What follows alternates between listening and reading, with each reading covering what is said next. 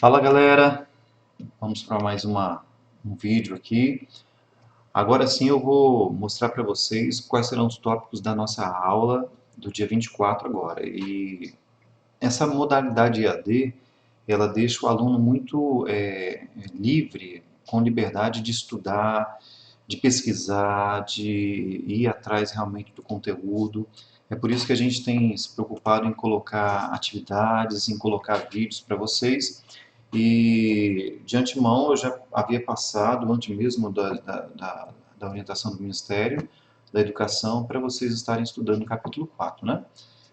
Aquilo que está lá no capítulo 4, ele é basicamente aquilo que a gente já viu para uma direção, só que agora nós vamos ficar com duas ou mais direções. Tem até lá no livro falando bem assim a diferença entre o movimento do carro e do avião quando ele está parando. Se eu estou no carro e eu vou parar, repare que o carro eu só me preocupo com uma direção, né? Se a gente pegar aqui, por exemplo, e for olhar os eixos, é como se o carro ele tivesse parando somente em um eixo. Ele está vindo aqui e ele está parando somente nesse eixo. Agora, quando eu penso no avião, por exemplo, é bem diferente.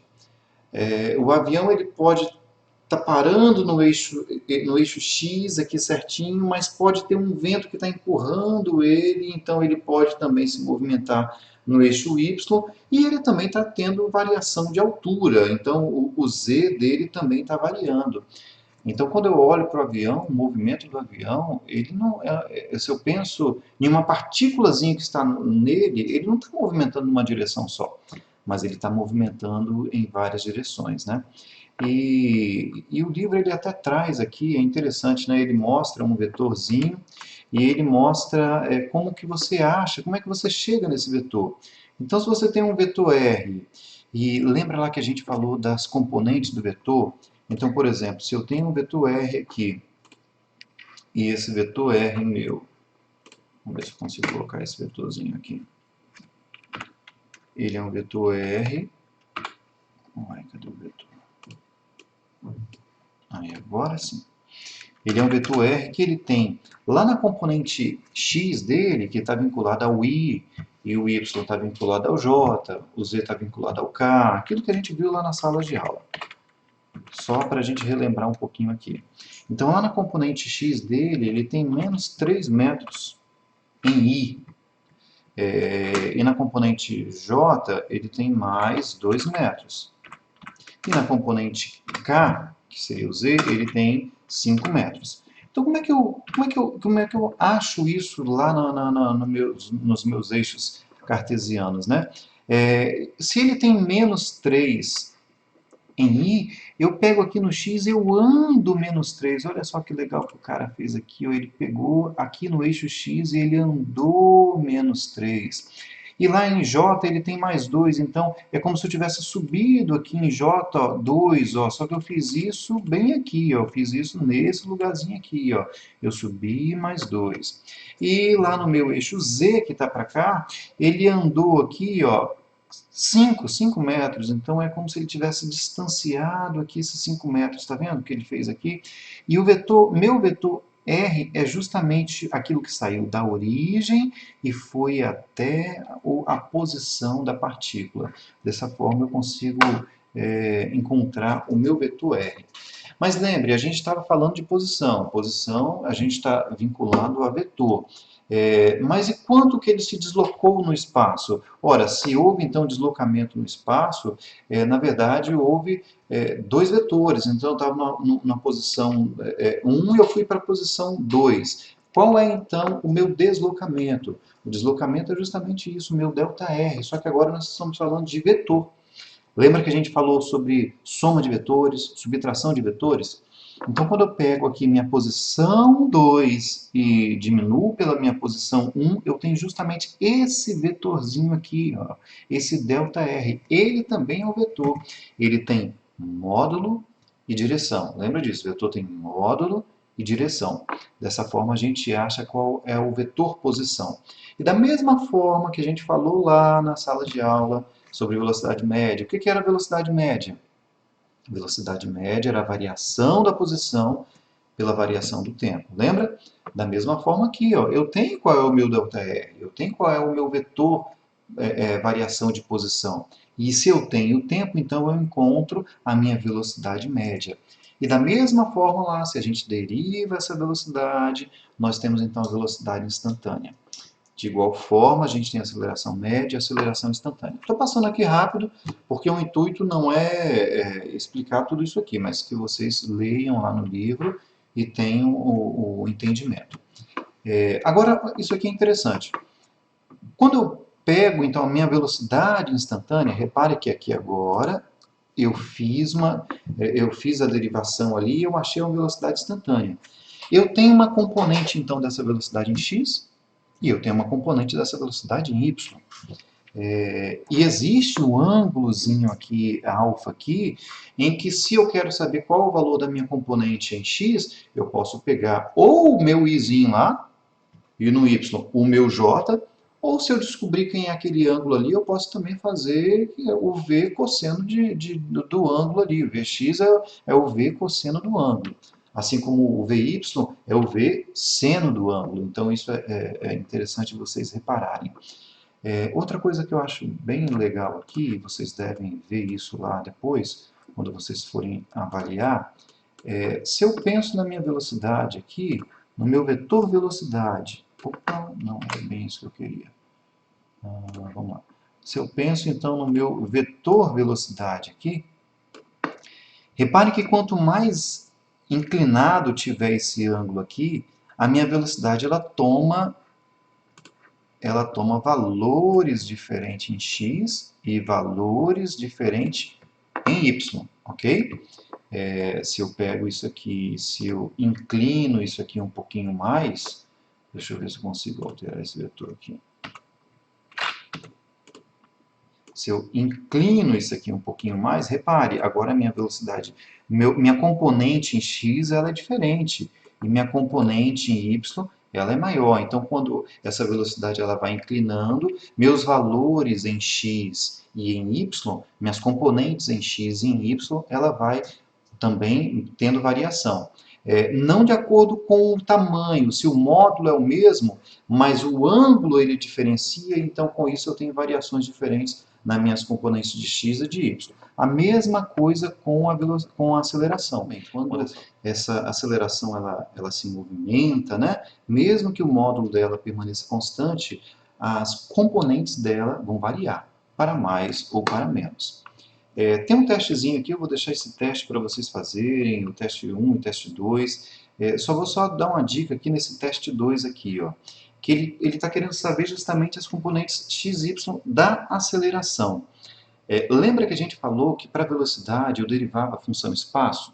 E ele está me dando aqui a função espaço. Ó. Lá em x, essa partícula, ela se movimenta conforme aquela funçãozinha espaço que está aqui, ó, conforme essa função espaço. Em y, conforme essa função espaço aqui. Então, se eu derivar, eu vou ter a velocidade. Mas eu não quero a velocidade, eu quero a aceleração. Como é que eu chego nela então? Então eu derivo duas vezes. A gente também viu isso lá na aula, né? Se eu derivar a função espaço duas vezes, eu chego na aceleração. Por exemplo aqui, vou dar só o exemplo dessa primeira funçãozinha aqui. Essa daqui de baixo. A minha função x. Se eu derivar ela uma vez, eu chego na velocidade. E a minha velocidade vai ser, ó, menos 3t ao cubo. Pego aquele 3, desço, então vai ficar 3 vezes 3, 9. Então, menos 9, t. Pego o 3, lá de cima do t, tiro uma unidade, 3 menos 2, 3 menos 1, 2. Então, menos 9t ao quadrado. Mais, agora vamos lá pegar a outra partezinha dela, o 4t. Eu tenho um umzinho em cima daquele t. Desço esse 1. 4 vezes 1, 4. 1 menos 1 lá em cima do t, 0. t elevado a 0, 0. Então, t elevado a 0, 1, perdão. Então, 4 vezes 1, 4 também. Com isso, eu descobri qual é a minha função velocidade. Só que eu não quero velocidade, eu quero aceleração. Não tem problema. Derivo isso aí de novo. Agora, menos 9, t ao quadrado mais 4, qual é a derivada disso? Então, pega lá o 2 que está em cima do t. Desce. Então, menos 9 vezes 2, menos 18. aquele 2 que está em cima do t, tiro uma unidade dele, então vai ficar t elevado a 1. E o 4, ó, derivada de constante, 0. Então, minha aceleração é menos 18t. Dessa forma, então, vocês vão conseguir fazer e ver e responder se ela é constante ou ela não é. Como é que eu sei se ela é constante ou ela não é? Ora, se ela é constante, tem que ter uma constante lá. A aceleração é igual a isso. Agora, se ela varia com o tempo, ela não é constante, né? O movimento balístico, isso é interessante, se eu não me engano, salvo engano, está lá na página 179 do livro. Mostra justamente aquilo que eu já havia falado com vocês, de quando a velocidade ela muda, né, a sua direção, ela também varia aqui no eixo x e y. Só que aqui é aquele movimento quando eu jogo uma bola, ela faz uma parábola para depois ela ir. Está bem explicado. Eu gostaria que vocês lessem isso aqui com calma, olhassem e avaliassem com calma aqui. E se tiver dúvida, entra no fórum, coloca lá para a gente sanar essas dúvidas. E tentar também responder esse teste 3 aqui. Movimento circular uniforme, eu disponibilizei um vídeo no portal em que o professor ele explica isso, mas está também bem explicado lá no livro do Halliday. E, além disso, só para a gente ver um pouquinho, e o professor ele vai falar lá sobre isso, no movimento circular uniforme, na verdade, eu tenho um círculo, e essa partícula ela fica se movimentando nesse círculo. E quando ela se movimenta, uma das características do movimento circular uniforme é que a sua velocidade ela é constante. Então, o módulo da velocidade, esse Vzinho aqui, ele é sempre constante, ainda que ele mude de direção, porque ao longo do movimento, a velocidade ela é sempre tangente à posição da partícula, né? Então, ela vai mudar a sua direção, mas o seu valor em módulo ela é sempre o mesmo. Mas se a velocidade ela é constante, a aceleração ela é nula, né? Ela é zero, a minha aceleração ela é zero. Só que aqui vai entrar uma outra aceleração, que é a aceleração centrípeta. É aquela aceleração que ela aponta sempre para o centro. Onde quer que a partícula esteja, repare aqui, ó, ela vai estar sempre apontando para o centro. E ela é perpendicular à velocidade.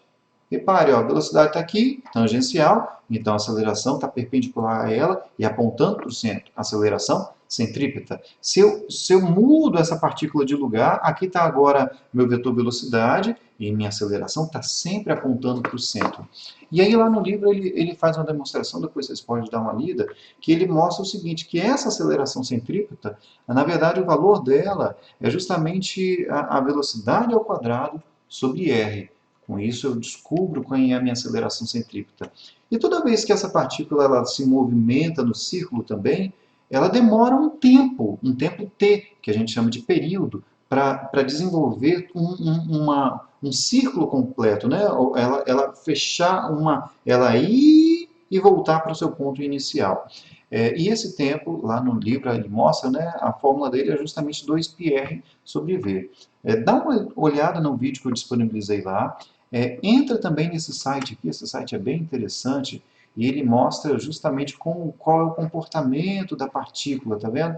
E quando ele mostra, você pode pausar aqui, ó, onde que está a partícula, ele vai mostrando o comportamento também das componentes x e y, das componentes x e y da velocidade, da aceleração centrípeta, lembre, né?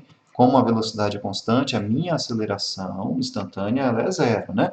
Mas a aceleração centrípeta ela é diferente. E mostra aqui também, tá vendo, outras coisas que a gente pode olhar, ó, a velocidade, repare, ó, a minha velocidade roxinha lá, ela é sempre a mesma, só que as minhas componentes em x e em y, elas estão alterando. Tá percebendo isso? A mesma coisa ele vai mostrar da aceleração, ó. A aceleração minha, vamos tentar dar um zoom, isso aqui, o zoom, ó. A minha aceleração aí, ó, é instantânea, ela vai ser zero, mas a centrípeta não, ó. Então eu tenho as minhas componentes a cada instante aqui. Beleza? É bem interessante esse site. Gostaria que vocês dessem uma olhada aí. Tem aqui também uma questãozinha aqui que eu vou deixar com vocês para resolver. Não vou resolver, mas se for preciso, lá na hora da aula, a gente resolve. Pessoal, tudo isso aqui está na biblioteca virtual. E isso aqui também eu disponibilizei para vocês no portal. Então acessa, olha, lê. Se não entender, coloca a dúvida lá no fórum. Esteja presente no horário da aula. Eu vou mandar o link do Skype para a gente fazer uma videoaula e a gente conseguir dirimir as dúvidas aí e a gente andar com um bom estudo. Façam esses exemplos que está aqui, que eu já coloquei. Leiam, pegue e faz no caderno. Depois eu vou disponibilizar alguns exercícios para vocês estarem treinando aquilo que a gente faz todas as aulas. Grande abraço aí e até o nosso próximo encontro na terça-feira.